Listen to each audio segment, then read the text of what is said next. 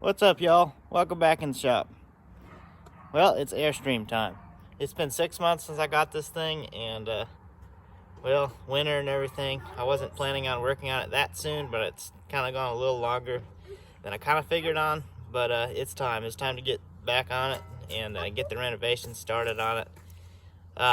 It's going to be a long process. There's going to be a lot of parts to this video series, and I'm going to kind of show you what I got planned to start with on it here, and kind of go through the plans I do have and what I have figured out. There's definitely a lot of planning I got to do yet, but I got a good idea of what I need to start on, so let's get into it here.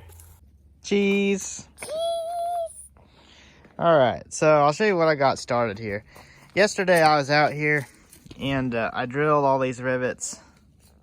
There was a blue trim piece, which you can see where there's still some of it left here. Went all the way around, and the reason I drilled the rivets is because if anyone knows anything about restoring these Airstreams, the first step is to pull the shell off the trailer and do all the rust treatment stuff on the trailer frame. Potentially there could be some rusted outriggers. You can see some of the outriggers down there. That there's none that are extremely bad, but I don't want to put $15,000-$20,000 into this restoration on this and not have a solid rust-free frame underneath. So first step is to get the aluminum shell off the frame, pull all the plywood off the trailer frame, and commence doing rust treatment and painting and everything on the frame.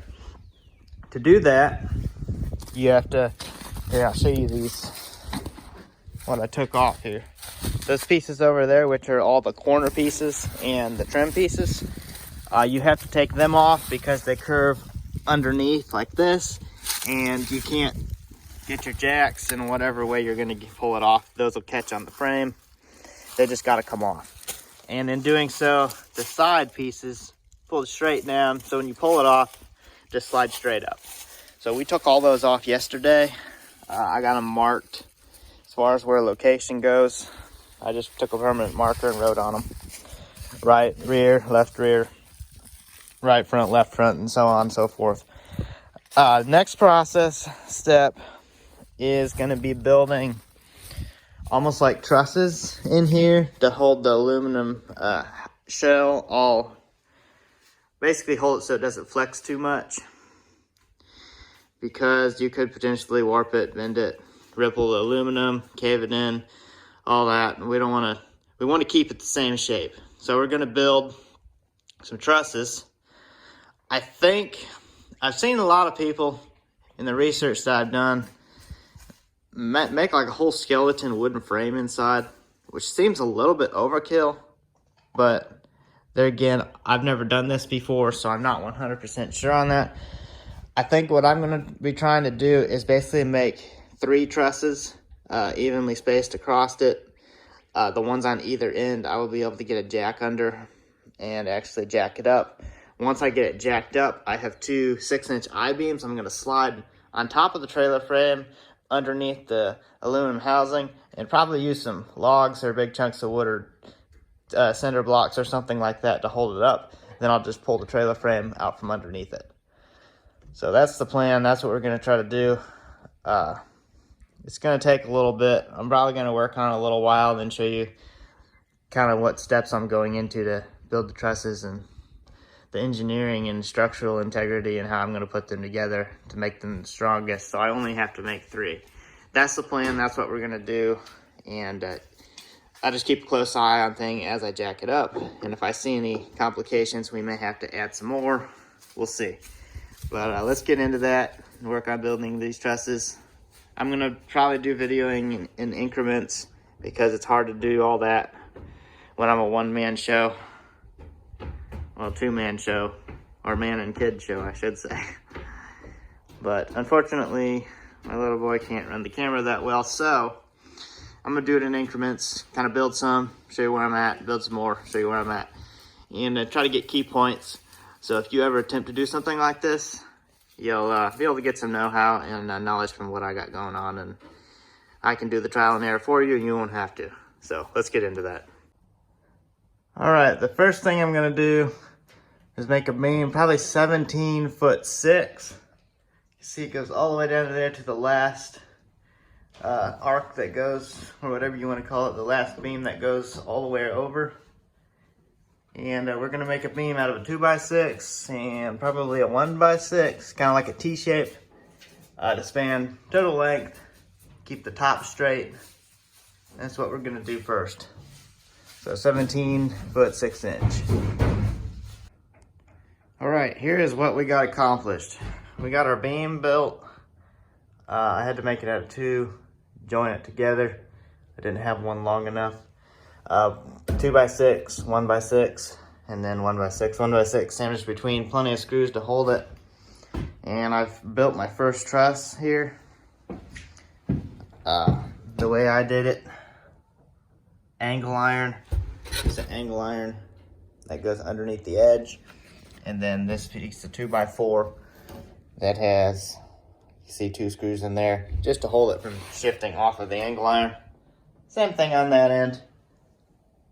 And I put this chunk of, what do they call this, landscape timber or whatever it is, garden surround, treated, whatever. It's for edging and stuff on driveways and outdoor landscape stuff.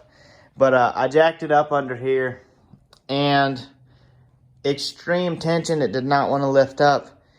And on further investigation, it appears that this piece of steel on the front here is welded to the trailer frame, which seems a little bit odd, but at the same point, it is a pretty good aspect of structural strength. But every one of these rivets basically has to be drilled and punched out. So we're gonna get that done, and it should lift right off. I actually put this beam probably about 4 feet back from my first truss, and it started lifting the back of the trailer. So that tells me this is the high tension point. I believe I have to cut all those rivets. So I'm gonna cut all them out. And I looked underneath, and it appears that plate is welded to the trailer frame. So that should do me. I'm just gonna cut all those rivets, and it should pull right off of there. And I'm gonna build the other 2 trusses. Basically, the idea of it is just 3 points. I mean, that's typical truss structure. Just to hold the whole shelf from flexing too much, and I don't want any buckles or bubbles or anything that could cause damage or effects or anything that you'll notice down the road. So that's the plan. We're gonna cut all those rivets out and build the other 2 trusses, and we should be golden ready to pull it off. So we'll get that done, and I'll get back on here and show you when I get all that put together. So we moved the Airstream over here next to the shop. This is where I'm gonna lift the shell off. And I've come up with, well, I have 2 I-beams, and I have this welding table, and I have a piece of pipeline and 2 55-gallon barrels that are around behind the shop. They're all about 36 inches tall. So basically I'm gonna lift it about 20 inches to 2 feet and put these 2 I-beams crossways on top of that and the welding table, and then the 2 55-gallon barrels on this front, and set it on them. I'm hoping that'll be structurally sound enough to keep it up in the air. I guess we'll find out. If not, I may have to build up some cinder blocks or blocks of wood or something like that. But anyway, see in here how I got my frame built. I didn't record all of it because it would have been unnecessarily long. This is basically the truss in the front. Goes all the way across. I have one in the middle. That's a little bit different because of where the fender wells are.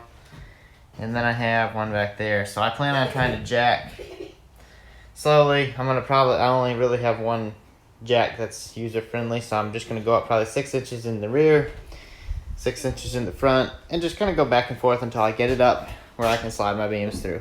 So that's the plan. We're gonna get jacking and see how this goes. It's kind of a trial and error basis kind of going on here, but I don't think it'll be too bad. So let's get into it. All right, we're back at it again. And this video is going several days, obviously. It got dark the other night, so I didn't show the initial lift. As you can see, we're in the air. about 18 inches or so. You can see this end I have on blocks. So what I did was, to get it up in the air, the first initial amount, I used this board on top of the floor jack and placed it about 18 inches this way of that last pillar, right up on that center beam. Lifted it 4 inches, just enough to get 4x4s underneath. I did that on that end and on the other end up here. After that, I was able to get the jack underneath the center of it, and I went back and forth probably 3 times to get it at this height. And as you can see now, I have the jack blocked up using whatever means I have to make it stable. And I think I can jack it one stroke of the jack up enough to get my I-beam across and get it permanently fixed on this table in this piece of pipeline over here. So that's the plan. I only have to go up about another foot, I think, something like that. Yeah, probably about a foot. Yeah, I'm gonna do the back first because we are on a slight incline, and then I'm gonna come back up and work on the front. I am kind of leery of putting it on 55-gallon barrels, so I may make some sawhorses out of steel or something, because I don't have enough cinder blocks to set it on. But we had a really good windstorm last night, and I went ahead and put these straps on there prior to that just to hold it down. And you can see if I move the whole thing, it's basically one with the trailer because of the straps. If I hadn't have done that, it probably would have blown away, because we had some pretty good, probably 50 or 60 mile an hour winds last night. But it's still here, thank God. So we're gonna get it jacked up and try to get this beam in the back here, hopefully tonight. But it is raining and kind of gloomy and miserable out, so maybe we'll wait until tomorrow. But either way, it'll be all in one video for y'all, so it'll look like we did it all in about 30 minutes time. But it really took several days. And information for you if you ever decide to do one of these. It's not a lengthy process, but I only spend about 30 minutes to an hour at a time. And that makes it take several days. I would say total time, after you get all the bolts cut that go all the way around it, lift off time using this method without actually using a crane, I'd say probably 4 or 5 hours, a good half a day. Probably be plenty of sufficient enough time. As you can see what I got here, this took me about a total time of about an hour to get it where it's at right now, so that's not bad. But I definitely want it stationary. No chance of it blowing away, because it's going to be sitting here for probably several months while I get the trailer all fixed up. So we're going to work on that. I may even park my other big trailer underneath and strap it to it, because it weighs about 3,000 pounds. And it would be a good anchor for wind resistance in case we have another storm like we did last night. I will probably do that. That'll probably be a pretty good idea, actually. Maybe even put some blocks on top of it just to make it stationary. I don't use my other trailer that much anymore now that I'm not towing cars, so.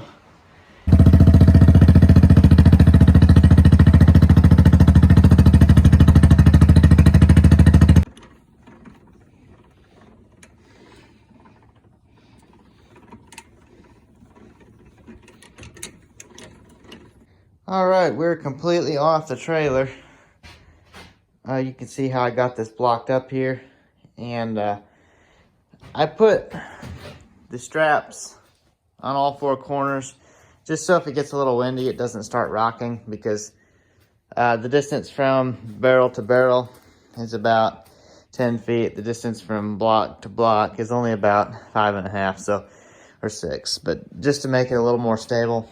And you can, I mean, it's very sturdy just sitting here. I was kind of leery of the barrels, but it's the ground's pretty muddy and the barrels seem to hold up fine. On the back side, I did have to put a piece of plate underneath that piece of pipe because it started cutting into the ground. The barrels at least have a bottom in them, so they hold up a lot better that way. But if I had to give any advice on this procedure, I'd say have a second pair of hands. A one-man show isn't optimal. No, I didn't have any trouble, but if I did, it could have gone majorly wrong. And it worked out pretty well. Hi, Chase. Cheese. Cheese. Be careful.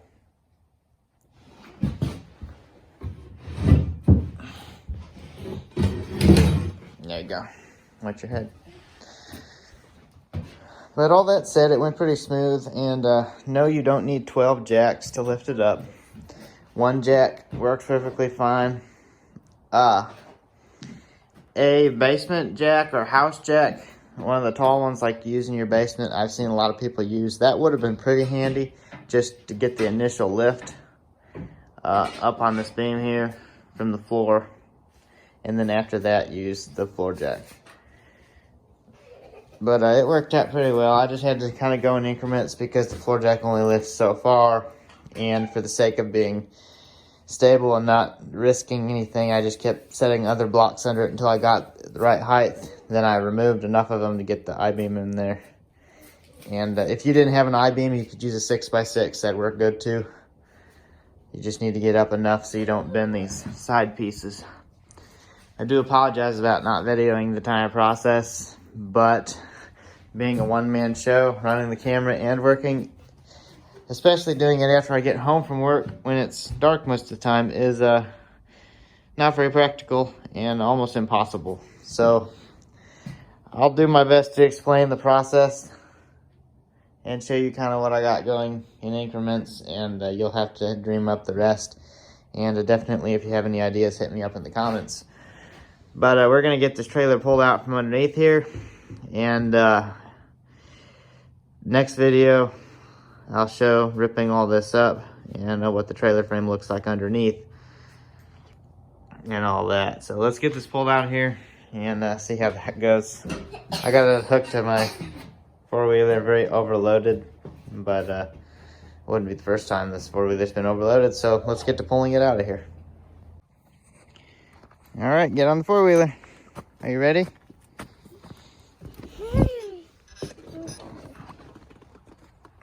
Start. Drive.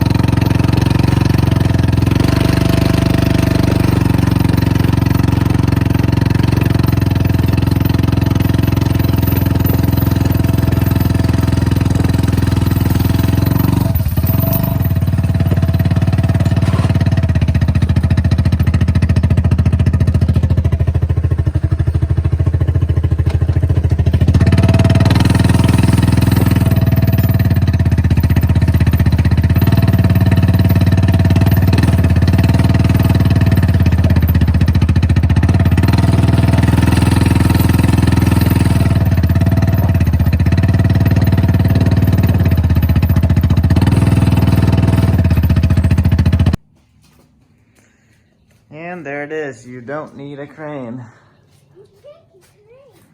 to pull an Airstream shell off the trailer. Total time it took me to do this all by myself was probably about 3 hours while watching my toddler. So it's not that bad, not bad at all really. Extra pair of hands I would say would be advised, just to keep an eye on things while you're jacking and such. But if you're pretty conscious of what's going on and you know a little bit about engineering and how things work like that, it's not too bad. There's the trailer and my very sorry looking four-wheeler because it's way overloaded, but it does pull it. Next step, next video will be working on this frame and prepping it for paint. Not sure whether I'm gonna sandblast it, grind it, I don't know. We're gonna see what works the best. And I'm gonna get all this jacking material cleaned off of here And I'm definitely going to save this front corner as a template for the new board, because that's the original curvature right there. Unfortunately, I only have one corner out of 4, so I will probably have to make a cardboard pattern for the rest of them. But all that said, I have a good feeling about this whole renovation, and I think it's going to be fun. Time consuming, yes, but definitely fun and all that. So all right, y'all, this pretty much wraps it up for this video. I appreciate you watching. As always, comments are welcome and appreciated. Thumbs up is appreciated. If you like what I got going here and all the videos that I make, and anything shop related, creative, fabricating, anything at all really, I get into a lot of different stuff. You're welcome to check out my channel, and if it's something that you appreciate and enjoy watching, be sure and subscribe. If you're on YouTube, follow if you're on Facebook at Back in the Shop. And this Airstream renovation is going to be a long and lengthy process. It's probably going to take me a couple years to complete it. I'm sure there'll be other videos in between of different things that I do and build and make and repair and all that good stuff. So stay tuned. Be sure and subscribe and follow and all that good stuff. Until next time, stay creative.